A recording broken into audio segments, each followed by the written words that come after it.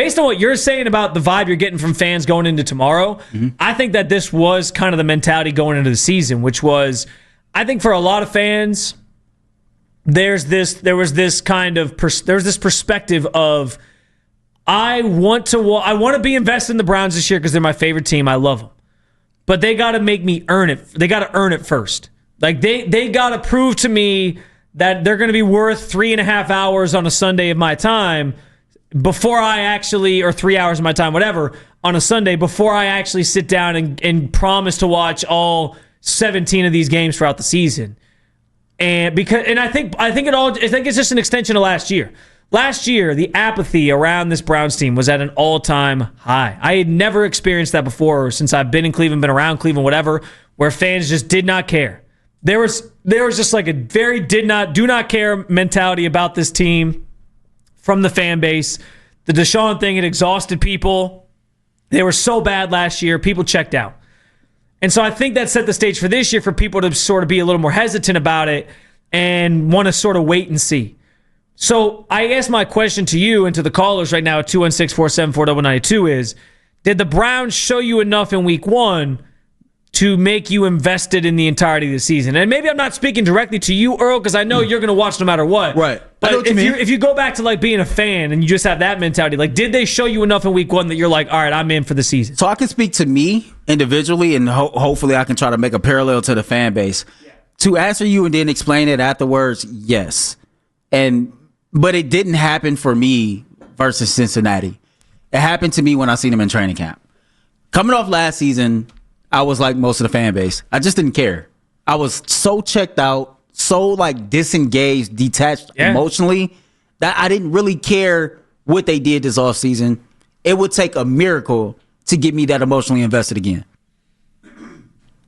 Then I fast forward.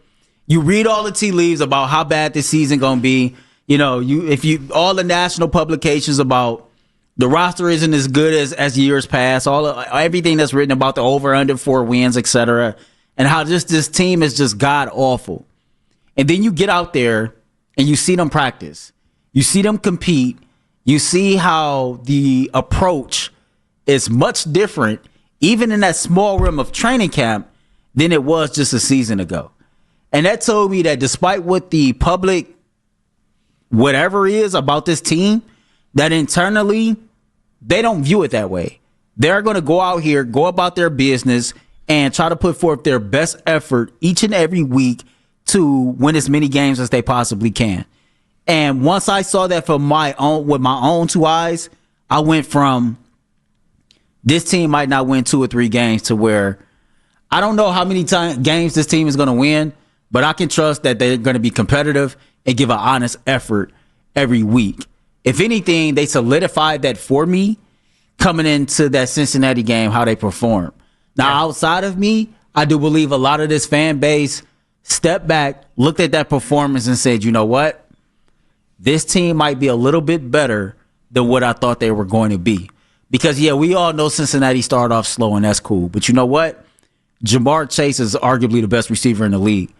Joe Burrow is top 2 or 3 quarterbacks in the NFL. Yeah. T. Higgins is a top 20 wide receiver as a number 2 wide receiver. This is an offense that's explosive and it's potent. And you still found a way to shut that offense down. And so to me, the only thing that can give them a little bit more hope is to finally see this team put 2-0 plus on the board as far as when it comes to points. Yeah, I got you. You have to get that point total up, and people will become more excited than what they already are. But just seeing that defensive performance and just seeing the overall approach and mentality, I think people are more bought into they're going to have a competitive football team in 2025. Wins or losses, I can't tell you what that's going to look like. But I do believe that the Cleveland Browns are going to be in every single game that they play this year. Yeah, I think they showed you that at least in week one. I also think, and to your point, we were at training camp. We had the luxury of going to training camp, so we were able to see this team up close and personal then. Not every fan got to see that. So I can understand why there was probably still a lot of people waiting until week one to sort of see. I also understand why last week probably broke a lot of people's hearts, like this team's has tended to do over the years, where they're like, man, why am I doing this to myself again? And they're sort of hesitant. But I do think the point you make on how competitive they were, we saw that in that game. They should have won. Just if you're just going purely off, I understand, like, there's always the thing of, well, don't you think the Bengals would have done things differently if this was the score, that was the score? I get that. But just based on points that they scored and points that they left on the table, score-wise, they would have won if they hadn't let those points off the scoreboard and they made their kicks. So, yeah, like, they should have won the game. They were hyper-competitive. I also think, too, on the heels of the Carson Schlesinger conversation we just had, I think this rookie class and the way that they played in week 1 gave fans another reason, Earl, to be invested in this team.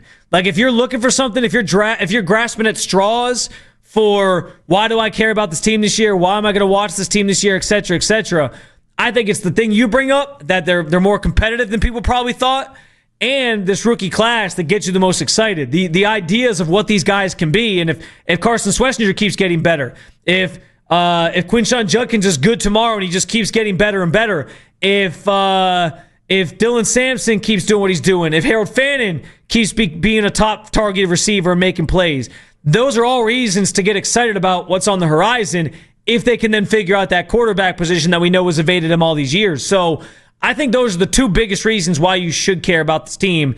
I think they showed you both those things in week 1 as well. And yeah, I agree with you. Like, the national narratives around this team are that they stink. PFF said they had the 32nd worst roster in football, which made no sense to me. No whatsoever. Because they had, like, even Myles Garrett is a player that, like, the New Orleans Saints don't have a Myles Garrett on their team. Like, who's their Myles Garrett? That makes their roster better than the Browns. That doesn't make any sense to me. Yeah. So I understand what's being said nationally, but we were also talking about a lot of the parts and pieces of this roster being Super Bowl contenders last year if Deshaun Watson had been back to old Deshaun Watson, which was always the thing with this team. So I don't subscribe to that. I think they showed you week 1 they're going to be a lot more competitive this year. Yes, they have to score more points. That starts tomorrow because you can't score 16 points and expect to beat the Ravens by any stretch.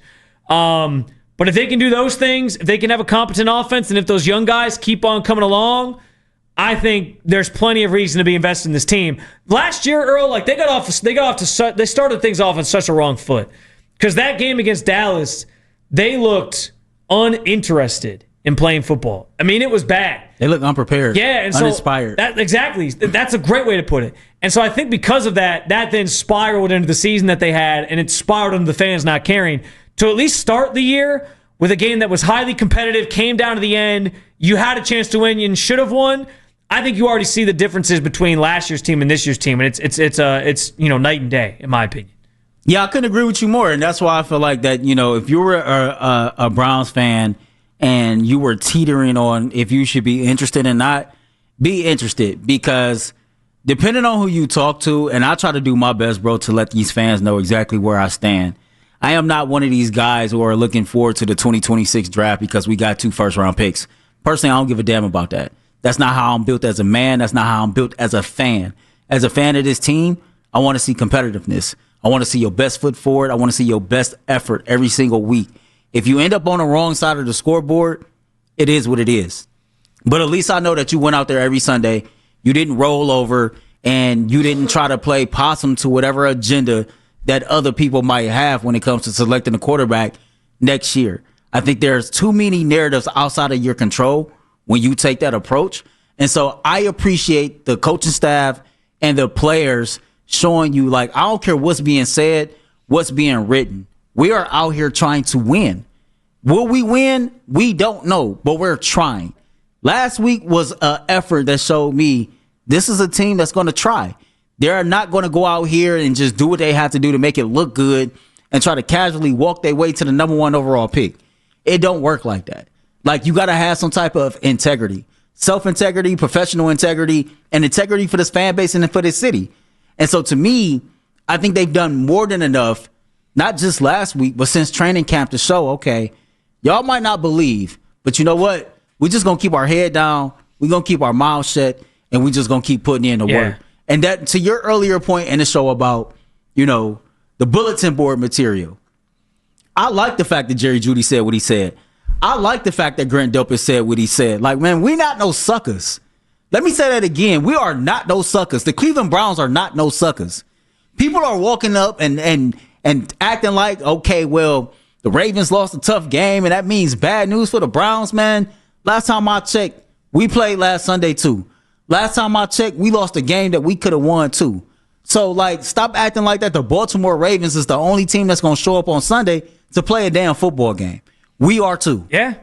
Yeah. And sometimes in sports, man, there's factors outside of just the game itself that, come into the game and play a role, and guys play hard for certain things, and there's extra outside motivation. So we'll see what all that kind of looks like. Yeah, I think all that is well said. I don't know. Like, if you, again, I understand walking away from that stadium last week feeling devastated by the way they lost, but I think you do. I think you did see a team that was good. It's going to play hard all year, and that's the other thing is the outside stuff is the outside stuff. Like I can't guarantee you that just because they're a more competitive team this year and all that means they're going to win more games than last year. Like they might only win like 5 games. Like maybe the people who set these win totals and they say 5.5 is the over under in Vegas and all that, maybe they'll be right. Maybe they will only win 5 games. That's fine. I can't guarantee you that it means more wins, but I can guarantee you that it means more entertaining football. And I think that at the base of it is the main thing that fans should be excited about and happy about for sure.